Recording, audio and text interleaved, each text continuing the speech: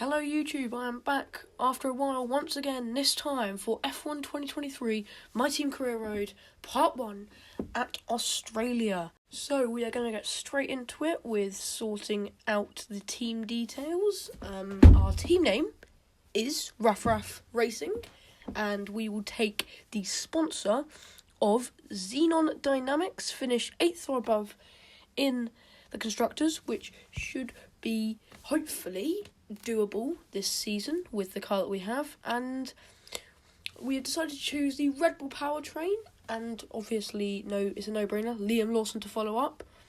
But I believe I did change the powertrain to Ferrari as we had extra money at hand.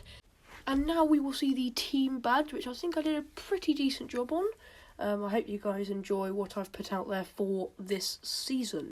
Next up, we will have the official RaffRaff Racing livery. It will be on your screen right about now. And here we go then. It is a flashy, cold colour car with some pink, purple, blue and white to effectively make it stand out on the track for the race weekends.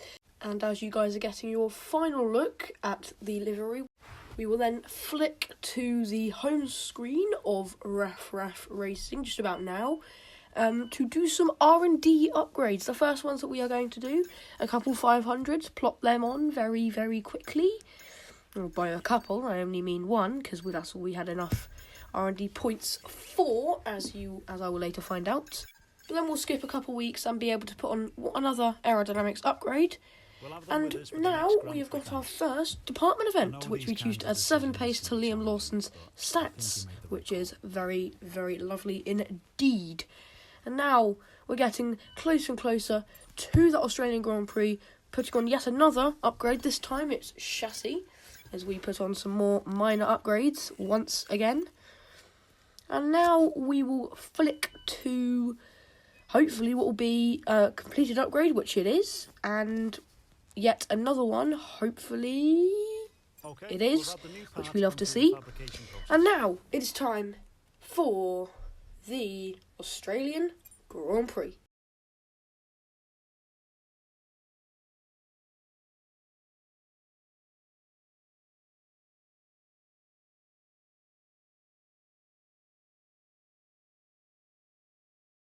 So here is the R&D chart going into this race. We are the third worst car on the grid after being pretty much in the middle pack. We are now in the lower pack, unfortunately. But you can see that Red Bull have got quite a big gap at the top, with Ferrari, McLaren, Mercedes and Aston Martin all being in quite a tight grasp, and then the rest of the teams all close together as well. But now, here we go then for the first lap of being in this My Team car. What can we do in practice 1, and will it reflect into qualifying and the race? As now we're going to get a very nice look at how this baby drives. We now move on to the best view you're going to get all weekend, as the race replay had a glitch. Yes, the race replay had a glitch, which means I was unable to get some of the proper recording footage that you'd like to see. But anyway, now we come to the first practice lap of this My Team car. It's track acclimatization, and hopefully we can nail it, as so far so good as we come down the second DRS straight of Australia before coming into the sharp hairpin. It's looking all pretty good so far as we near the end of the first sector, and now through the fast flat out right-hander before coming into my favourite corner of the whole track. Lovely and flowing as we now come onto the third DRS straight, which is very, very potent and very, very fast if you've got that DRS. And you know what? It has been a pretty good second sector so far, as we come now to finish it and head into the last sector very soon, as DRS activated once again for the final DRS straight of this circuit before coming into my second favourite corner of this track, the cheeky 90-degree right-hander. And now as we near the finish of this lap, coming through that all too familiar right-hander before going into the hairpin of the left-hander, hopefully this will be a good lap that will contend contend with the likes of the top 10. As here we go, the final DRS activators. We come up to the line. What's it gonna be? It's a 22.7, which puts us first for now. And that was pretty much it for practice 1. We did come second, surprisingly, and we are now going to put on even more upgrades before we get into the qualifying session. I think there are some powertrain, aerodynamics and chassis upgrades going on the car before we get into qualifying. But now it is time for qualifying 1 at Australia.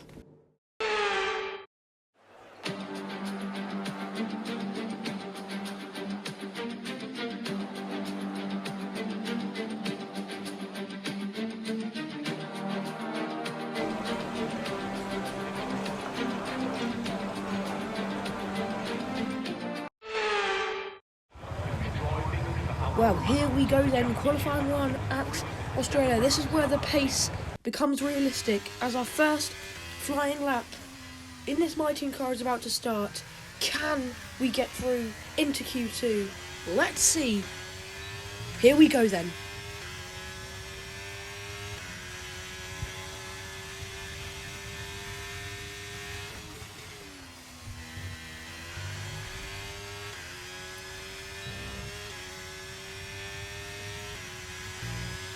Here we go then, finishing off the lap. It's been pretty good, I must say. We've hooked it up quite well, as we're now going to come up to the line, activate the DRS. Can we get a good lap in? It is going to be a 1:19.3, and it puts us P2. What a lap that is. That's pulled something out of the bag. I was surprised, and I know I'm good at, I know I'm pretty decent at Australia, but that was a great lap. But then come the end of Q1, I didn't do a second lap, and come the end of it, we're not even in the top 14. Are we going to be out? Was track evolution too quick for our car? As we now go down the order, some surprises though, as we do see Alexander Albon at the top and some Haas's going through, but phew, we make it through in 15th. But one of the biggest surprises is Liam Lawson, who follows us through in P16. A surprise possibly, Pierre Gasly being out as well. It's been a bit of a crazy first qualifying session, and Mercedes as well down the order too. It's been a crazy qualifying session. And now we move on to our first flying lap of Q2. It wasn't too extravagant, didn't feel too amazing coming through it, but we did set the lap nonetheless, and we did go P6, so ahead of Albon. Could we be through into Q number 3? And it was looking evident as we near 9/10 up, finishing the lap.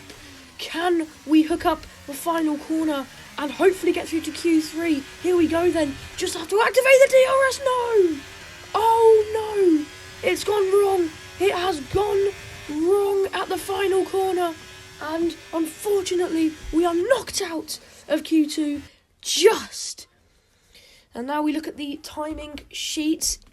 Surprisingly, if we improved by the time we did, P1 it would have been. And I guess that just shows that maybe the AR level might be a bit too low, but we'll have to see coming into the race here at Australia. A couple more surprises though. Esteban Ocon out for the Alpines. Kevin Magnussen getting through in the Haas. That one is a big one, as here we go then for the race. Months of rumour and speculation all come to an end today as we return to racing for the opening event of what promises to be an enthralling season. Welcome along then to round 1 of this year's Formula 1 World Championship. The Melbourne circuit is certainly one that needs to be taken seriously. It's a combination of slippery surfaces and difficult corners, making it a very tricky track when it comes to overtaking. Drivers find it hard to pass and will need to take full advantage of those DRS zones if they want to have any hope of breaking through. Off the back of a fantastic qualifying session, it's time to see how our starting grid looks like for today's race. It's Sergio Perez on pole today, and a very happy Carlos Sainz will start second. Considering the rest of the grid, we have Verstappen, Leclerc, Oscar Piastri, Norris, Hamilton, Russell, Fernando Alonso, Magnussen, the owner driver, Stroll, Hulkenberg, Ocon, Albon, Liam Lawson, Sargent, Joe, Sonoda, Gasly, Bottas, and Daniel Ricciardo fills the last spot on the grid. Now it's time to head down to the track. A new season then, a clean slate where anything could happen. Natalie Pinkham is with me today as we get another year of Formula One underway. Well, it's clear, very clear conditions, and that makes it clear for the drivers because they don't have to worry and have that added distraction of fickle weather. They can concentrate on the driving and not everything else around them. Well then, thanks to Crofty for introducing us to the Grand Prix, and now it is go time. We're going to put the fuel down to 0.7 laps over, and what strategy we're going to choose? I think we're going to go with the double medium soft strategy, which will hopefully give us the tyre advantage. Maybe not the pit stop advantage though, as we will have to make an extra pit stop due to the high tyre degradation at this track. That is the strategy, that is the fuel. It is now time to get underway for the formation lap of this race. How is this car going to fare under race conditions? It fared pretty well under qualifying, but how will it do in the race? Because here we go then. Formation lap starting. So let's go through all the gears if you can. We need to make sure What can we do in this race? As here we go then. Just coming around the penultimate corner, getting ready to place our car in the grid slot as we rev it in second gear, trying to get those back tyres warm enough for the start as we near our grid slot very quickly. As here we go then. Can we get a purple parking on our first race of the Grand Prix? Oh, to stop the car and then overshoot it. Poor judgment from me. Our parking position reset, unfortunately, as we now are ready for the race. It is 1, 2, 3, 4, 5 red lights, and it's lights out, and away we go. The Australian Grand Prix. Lewis Hamilton, horrific start, but Fernando Alonso, lightning start, as we look to go down the inside of Kevin Magnussen, and Alonso looks to go round the outside of George Russell, but both of us can't make the move stick as we now come down the second DRS straight. As here we go into turn 1. Oh, we're going to make a dive bomb down the inside of Kevin Magnussen, but the car gets stuck on the curb. Yellow flags out, probably for the slow cars at the hairpin. As what a sector 1 this has been so far. Making a position, but unfortunately couldn't get Kevin Magnussen. What a first sector that is, as now everybody seems to calm down a little bit. The Red Bull's already flying with, I believe that is Charles Leclerc tagging on as well, as we now come into the high speed chicane, flowing 1 and 2, and are we going to lose touch to Kevin Magnussen a bit? We might, you know, as we come down the last DRS straight of this lap, and now we skip on to lap 4 where Lewis Hamilton, obviously in Mercedes, rapid and will overtake us easily with DRS, which is a bit unfortunate. We are now out of the points and levelling our starting position. But the question is this car fast enough to keep up with Lewis Hamilton, Kevin Magnussen and Fernando Alonso? And I think it is, because battling going on between Hamilton and Magnussen means that we can have a mini go around the outside at Lewis Hamilton, but we just can't get it, unfortunately. As into the hairpin, it seems to have calmed down once again, and annoyingly we've given a missed opportunity away. As we now come in to the big DRS straight, could we get Lewis Hamilton? We look like we've had an amazing exit, as, oh, there goes Hamilton on Magnussen. Can we join the battle and possibly make a move?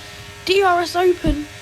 We're going to go round the outside, but we cut down to the inside. It's 3 wide going into the side speed chicane, and we make a double move on Hamilton and Magnussen. What a move that is! Wow! Just wow! As we now skip to lap 12, we've been holding those two back pretty well, but we are going to box, as our strategy does call for it, into the pit lane for the first pit stop of RaffRaff Racing. What's it going to be like? Can we get the good turn in? Yes, we can. Into the pit lane, mediums for mediums. It's a good stop from the boys as we now come out. Can we stay ahead of that massive pack? It's not going to look like it, unfortunately. But we are going to jump a couple of the cars. And maybe Sargent. Oh, we get our airbags out. And oof, that could have been a race-ending collision there as Sargent gets pushed wide by us. As now we skip all the way to lap 13, where we start to overtake some of these cars. Down the inside of 2 cars. That's Bottas and Ricciardo we've done there in that hairpin, as we now come onto the DRS straight. Can we make a move on our teammate Liam Lawson is the question. Activating the DRS, battery open as we do jump Kevin Magnussen there, as you can see on the screen. But now as we come into turn 1, we're looking to jump our teammate Liam Lawson, activate the DRS down the back straight. Can we make a dive into turn 3 as we go down the inside of Liam Lawson and Pierre Gasly?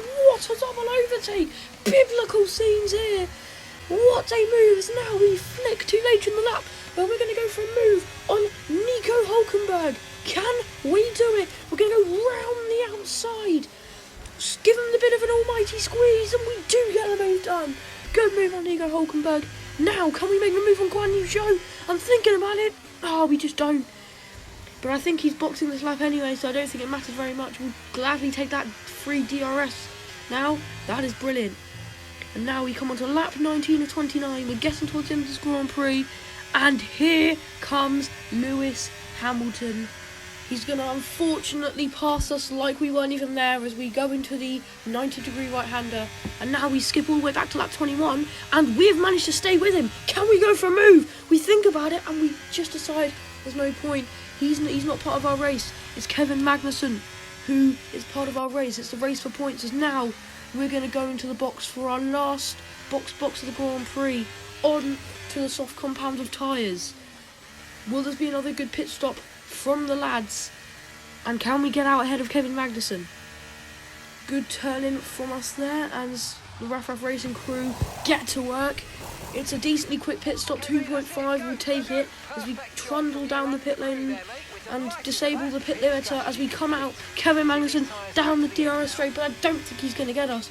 We are going to stay in P10, and it's looking ever more likely that we are going to get P10 and our first point in our first race. As we skip to lap 24, where we have been setting a purple and a green first and second sector respectively. Can we go and set the fastest lap of the Grand Prix, you ask? We do. 20.488. It's a good lap. And that was pretty much it, barring what happens next, where my MFD randomly pops up. And I thought it was an engine failure, but we got very lucky that it wasn't. And effectively, we just finished the race as we did in P10. It was a good race for me, and we get our first point of 2023.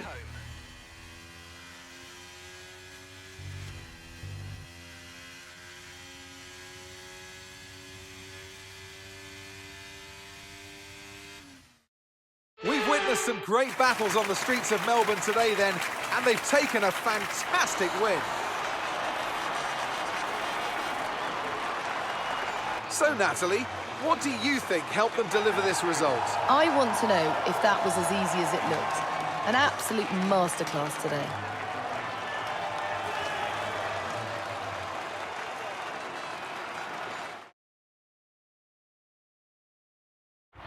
The drivers are en route to the podium as we speak.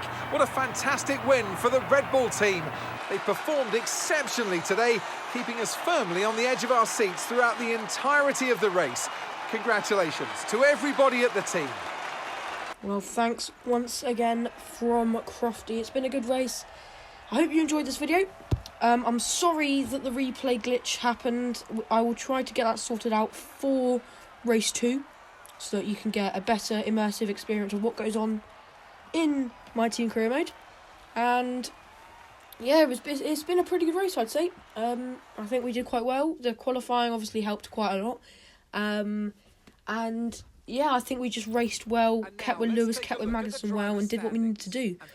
Obviously, Sergio Perez winning, Charles Leclerc second, and Max Verstappen third. Not too much of a surprise, but unfortunately, the Alpines don't seem very quick, and in the end, Kevin Magnussen had an issue, I believe, so he dropped all the way to P14, and Albon actually ended up top 11th place. We also look at the constructor standings, where we are 6th, I believe, with my 2 points, which isn't too bad. So yeah, thank you very much for watching, and I'll see you in the next one. Goodbye.